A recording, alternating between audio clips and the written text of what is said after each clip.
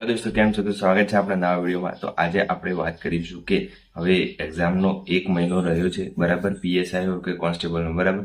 માર્ચની એન્ડિંગમાં કાં તો એપ્રિલની સ્ટાર્ટિંગમાં પીએસઆઈની એક્ઝામ લેવાઈ જશે. પછી 1 વીક પછી કદાચ કોન્સ્ટેબલની એક્ઝામ લેવાઈ જાય એવું લાગે છે. 1 વીક નહીં તો પછી મેમાં સ્ટાર્ટિંગમાં લેવાઈ જાય કાં તો એપ્રિલની એન્ડિંગમાં, બરાબર. એટલે કોન્સ્ટેબલનો સમજી લેવાનું કે 1.5 જેવો મહિનો રહ્યો છે અને પીએસઆઈનો તો ખબર જ છે 1 મહિનો રહ્યો છે. તો 1 મહિનામાં આપણે શું કરવું જોઈએ, તો આપણું પ્લાનિંગ શું હોવું જોઈએ એના વિશે વાત કરીશું. તો વિડીયો લાસ્ટ સુધી બને રહેજો, તમને બધું ખ્યાલ આવી જશે કે શું શું કરવું જોઈએ, બરાબર. તો સિમ્પલ આ પરીક્ષાનું આયોજન બન્યું છે, બરાબર. બનાવ્યું છે મેં પીએસઆઈ અને કોન્સ્ટેબલનું, બરાબર. તો પીએસઆઈ વાળા મિત્રોને બાકી છે અને કોન્સ્ટેબલ વાળાને કેટલો સમય બાકી છે બધું આમાં ડિટેલમાં લખ્યું છે. તો આપણે સ્ટેપ બાય સ્ટેપ પહેલા પીએસઆઈને સમજીએ, પછી કોન્સ્ટેબલનું સમજી લે, બરાબર. તો ધ્યાન રાખવા જેવી બાબતો કે પીએસઆઈમાં કેટલો સમય છે આપણી જોડે, 1 મંથ છે, બરાબર. આ આપણે બીજા જે હવે જેટલા 8 દિવસ રહ્યા છે એ નથી ગણતા, પણ આપણે 1 મહિનો છે એમ સમજીને ચાલવાનું, બરાબર. તો 1 મહિનો છે આપણી જોડે અને પછી વિષય કેટલા છે આપણી જોડે, તો 14 વિષય છે, બરાબર. તો 14 વિષય છે આપણે, તો દરરોજ કેટલા વિષય લેવાના એ બધું આપણે જોઈશું, બરાબર. તો દરરોજ આપણે 12 થી 14 કલાક રીડિંગ કરવું જોઈએ, બરાબર. 12 થી 14 કલાક વાંચો તો જ આપણું મેળ ખાશે. જો બાકી હોય તો, અને જેને થઈ ગયું છે એને રિવિઝન જ કરવાનું છે. આ ફોલો કરશો તમે તો જરૂરથી ફાયદો થશે, બરાબર. તો 12 થી 14 કલાક વાંચવાનું છે. દરરોજ 5 વિષય લેવાના, બરાબર. દરરોજ કેટલા 5 વિષય લેશો તો 5માંથી તમારે જેટલા આવડતા એ સબ્જેક્ટ પણ લેવાના અને સ્કોરિંગ સબ્જેક્ટ પણ લેવાના, જે નથી આવડતા એ પણ લેવાના આમાં, બરાબર. આમાં એક મેથ્સ પણ આવી ગયો અને પછી પાર્ટ એમાંથી મેથ્સ લેશો, બરાબર. પાર્ટ બીમાંથી બંધારણ લેશો, પછી ઇતિહાસ લેશો, ભૂગોળ લેશો કે ઇકોનોમી લેશો, એ તમારા ઉપર ડિપેન્ડ છે. તો 5 સબ્જેક્ટ લેશો અને દરરોજના તો પણ વાંધો નહીં આવે. પછી દરરોજના કેટલા કલાક વાંચો છો, તો 2 કલાક વાંચો, બરાબર. એક વિષય એટલે એક વિષય દરરોજમાં તમે એક વિષય લો છો, બરાબર. એને 2 કલાક આપવાના, કોઈ બી સબ્જેક્ટ લો છો, બરાબર. એમ એમ એટલે ટોટલ કેટલા થયા આપણે 5 વિષય છે, તો આપણે 5 2 10 એટલે 10 કલાક વાંચન થાય, બરાબર. આપણું દરરોજનું કેટલા કલાક વાંચન થાય, 10 કલાક, બરાબર. પછી 2 કલાક આપણે રિવિઝન આપવા જોઈએ. 2 કલાક આપણે રિવિઝન ના આપે એટલે આપણે જેટલું સવારનું કર્યું હોય એ બધું સાંજે પૂરું થઈ જાય, એટલે 2 કલાકમાં આપણું રિવિઝન પૂરું થઈ જાય, બરાબર. તો આ રીતનું દરરોજનું શેડ્યુલ રહેશે, એટલે આપણે ટોટલ કલાક થયા 12 કલાક. એટલે દરરોજ કરીએ છીએ આપણે, એટલે વાંધો આવે નહીં. એટલે આપણે 12 કલાક રીડિંગ થઈ ગયું, એટલે 12 કલાક થઈ ગયું. 10 કલાક વાંચવાનું, 2 કલાક રિવિઝન, એટલે 12 કલાક થઈ ગયું. પછી 1 કલાક છે આપણે જે લખવાની પ્રેક્ટિસ કરવાની છે એનો એક ટોપિક લઈ લેવાનો, જેમાં પત્ર હોય, બરાબર, અહેવાલ હોય, બરાબર, કાં તો નિબંધ હોય. આ 3 મેન છે, એટલે આ 3માંથી કોઈ એક ટોપિક લઈ લેવાનો 1 કલાક માટે લખવાની પ્રેક્ટિસ કરવા માટે, એટલે એ થઈ જાય. એટલે ટોટલ આપણું 13 કલાકનું રીડિંગ થઈ જાય, બરાબર. પછી આરામ કરવાનું, એટલે 12 થી 13 કલાકનું આપણે રીડિંગ આ રીતના પીએસઆઈમાં કરી શકો છો. એમાં કેવી રીતનું છે, પાર્ટ એમાં એક વિષય જે આપણે લેવો હોય, પાર્ટ આ જે 12 કલાકનું રીડિંગ કરીએ છીએ આપણે, એમાં પાર્ટ એમાં એક વિષય લેવાનું, બરાબર. પાર્ટ 1 એમાંથી એમાં 40% લાવવાના છે પાર્ટ એમાંથી, બરાબર. પાર્ટ બીમાંથી 2 થી 4 સબ્જેક્ટ લેવાના, બરાબર. જેમ કે બંધારણ લઈ શકો છો, બરાબર. પછી પર્યાવરણ લઈ શકો છો, પછી વિજ્ઞાન ટેકનોલોજી લઈ શકો છો અને એક ઇતિહાસ લઈ શકો છો, બરાબર. આપણે જે રીતના સિલેબસ જોડે છે એ રીતના જોડે જ રાખવાનો. તો આ રીતના આપણે સિલેબસ જોડે છે, બરાબર. તો પાર્ટ એમાંથી આપણે એક મેથ્સ લઈ લીધું, બરાબર, અને રિઝનિંગ જ છે, 2 સબ્જેક્ટ છે પીએસઆઈમાં, તો આપણે આ લઈ લીધું, બરાબર. એટલે 50 માર્ક્સનું વાંધો ના આવે.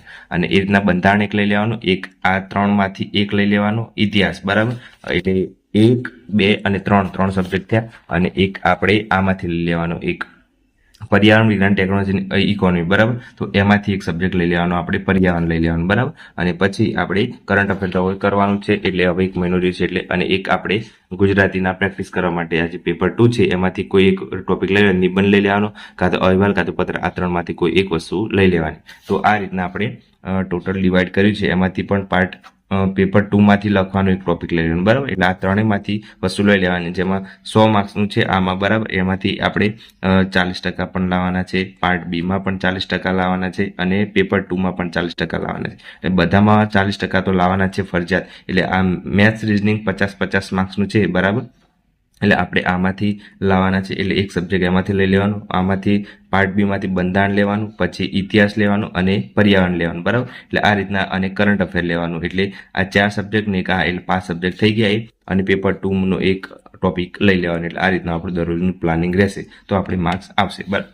તો આ પૂરી થઈ ગઈ આપણે પીએસઆઈની. અને કંઈ બી ડાઉટ હોય તો મને કોમેન્ટ કરજો, તો આપણે એનો જરૂરથી રિપ્લાય આપીશું, બરાબર. હવે વાત કરીશું આપણે કોન્સ્ટેબલ વાળા મિત્રોને. કોન્સ્ટેબલ વાળા મિત્રોને 1.5 મહિનો છે.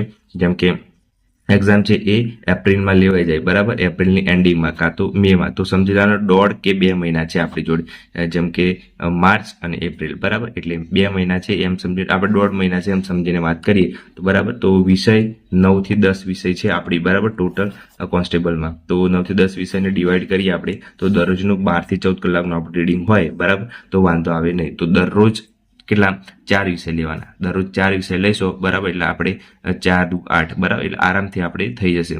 એટલે 2 કલાક રીડિંગ કરવાનું છે, બરાબર, તો એક વિષયનું, બરાબર, 2 કલાક એક વિષયને આપવાનું. એક વિષય કોઈ બી લઈ શકો છો તમે, ગણિત લઈ શકો છો, બરાબર. પછી દરરોજના કેટલા વિષય લેવાના છે? 4 લેવાના છે. તો ગણિત લેવાનું, બરાબર, પછી ઇતિહાસ લેવાનો, પછી જો ગણિત આવી ગયો, ઇતિહાસ આવી ગયો, બરાબર, પાર્ટ એ માંથી એક લેવાનું અને પાર્ટ બી માંથી એક લેવાનું, બરાબર. એટલે ગણિત પાર્ટ એ માંથી આવી ગયો, પછી ઇતિહાસ આવી ગયો, પછી ગુજરાતી કરી શકો, ગુજરાતી તો 1-2 દિવસમાં પૂરું થઈ જાય એવું છે, એટલે વાંધો ના આવે.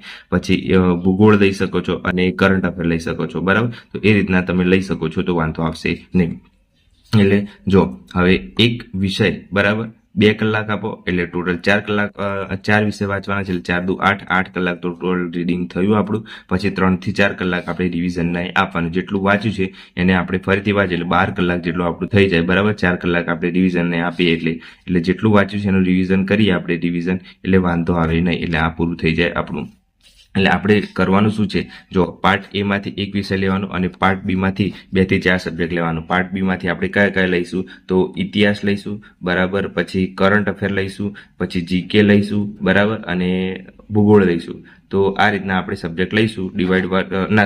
આપણે ભૂગોળ કાઢી દઈએ, બંધારણ લઈશું, કેમ કે બંધારણ ખાસ 30 માર્ક્સનું છે એટલા માટે, બરાબર. તો ઇતિહાસ, પછી કરંટ અફેર અને બંધારણ, બરાબર, અને ગણિત, આ રીતના સબ્જેક્ટ લઈશું તો આપણે ઓટોમેટિક પાર્ટ એ અને પાર્ટ બી માંથી આવી જશે. પછી આપણે પાર્ટ એ અને 80 માર્ક્સનું છે, બધાને ખબર હોય તો 80 માંથી આપણે 30 માર્ક્સનું મેથ્સ, બરાબર, અને 30 માર્ક્સનું રિઝનિંગ અને 20 માર્ક્સનું ગુજરાતી, બરાબર. એમાંથી પાર્ટ એ માંથી આપણે મેથ્સ તો લઈએ છીએ અને ગુજરાતી તો એક દિવસમાં પૂરું થઈ જાય છે, અને રિઝનિંગ તો બધાને મોસ્ટ ઓફ આવડતું હોય છે. એટલે આપણે પ્રેક્ટિસ છે ને કરવાની ગણિતની 30 માર્ક્સની, બરાબર, અને 40% એમાં પણ લાવવાના છે પાર્ટ એ માંથી, બરાબર, એટલે ખાસ ધ્યાન રાખવાનું. અને બીજું છે 40% આપણે પાર્ટ બી માંથી લાવવાના છે, એમાં 120 માર્ક્સનું છે, બરાબર. તો એમાંથી બંધારણ ખાસ કરવાનું, કેમ કે બંધારણ છે એ 30 માર્ક્સનું છે, બરાબર. પછી ઇતિહાસ, ભૂગોળ, કલ્ચર 3 છે, 3 માંથી કોઈ એક સબ્જેક્ટ લેવાનો, એટલે આપણે ઇતિહાસ લઈએ, બરાબર, તો એમાં એક આપણું થઈ જાય. અને એક જીકે નું પોર્શન છે, જીકે અને આપણે કરંટ, બરાબર. તો જીકે અને કરંટ બંને છે, એટલે એમાંથી એક સબ્જેક્ટ લઈ લેવાનો.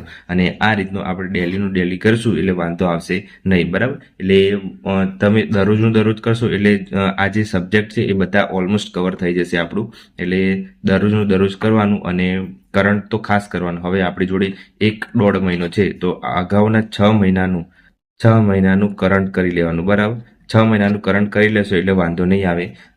એટલે આપણે એક્ઝામ ક્યારે છે? એપ્રિલમાં છે, બરાબર, એમ સમજીને ચાલો, બરાબર. તો જાન્યુઆરી, ફેબ્રુઆરી અને માર્ચનું નહીં કરો તો વાંધો નહીં આવે, પણ જાન્યુઆરી, ફેબ્રુઆરી અને એના આગળના ચાલુ કરવાના. ડિસેમ્બરનું છે, નવેમ્બરનું છે, સપ્ટેમ્બરનું છે, બરાબર. આટલું 1, 2, 3, 4, 5 આટલા કરશો, 5 તો એ વાંધો નહીં આવે, બરાબર. એટલે તમે યુવાની આવે છે, બરાબર, મંથલી મેગઝીન, બરાબર, 1 મહિનાનું બધું આવી જાય છે. એટલે મંથલી મેગઝીન 100 રૂપિયાનું આવે છે, એટલે તમારે ટોટલ 5 મહિના લાવે એટલે 500 રૂપિયા થશે, બરાબર. કાં તો વીકલી કરંટ અફેર આવે છે આઈસી રાજકોટનું, બરાબર, તો એ લાવી શકો છો. એ વીકલી પીડીએફ આપણે ટેલિગ્રામમાં મૂકી જ દઈએ છીએ, તો એ કરી દેવાની. કોઈ એક વસ્તુ ફોલો કરવાની આ બંનેમાંથી, બરાબર, એટલે વાંધો નહીં આવે. કાં તો આઈસીની 6 મહિનાની કરંટ અફેર આવે છે આખું બુકનું, બરાબર, તો એ લાવી શકો છો. તો બંનેમાંથી કોઈ બી બેસ્ટ છે. હું તો કહું તો યુવા સારું છે. જો તમે પૈસા ખરી શકો છો તો યુવાનું મંથલી મેગેઝિન લઈ દેવાનું, એટલે બધું કવર થઈ જાય. જો તમે પૈસા નથી ખરી શકતા તો આઈસી રાજકોટની વીકલી આવે છે એ કરો પીડીએફ, તો પણ ઇનફ છે. તો આટલું દરરોજનું કરશો તો તમારે વાંધો નહીં આવે, બરાબર. આઈ હોપ સો તમને બધું ખબર પડી ગયું હશે, બરાબર, આ જેટલું સમજાવ્યું એમાં. અને ના ખબર પડી હોય તો કોમેન્ટ કરજો, તો એનું જરૂરથી આપણે રિપ્લાય આપીશું. આ રીતના તમે ફોલો કરશો દરરોજનું, બરાબર, પાર્ટ એ અને પાર્ટ બી અને પેપર 2, બરાબર, તો તમારું જરૂરથી માર્ક્સ વધશે, બરાબર. તો આજ માટે આટલું રાખીએ, અને ચેનલ પર નવા હોય તો સબસ્ક્રાઇબ કરી દેજો, અને વિડીયો ગમે હોય તો લાઈક કરી દેશો. જય હિન્દ, જય ભારત.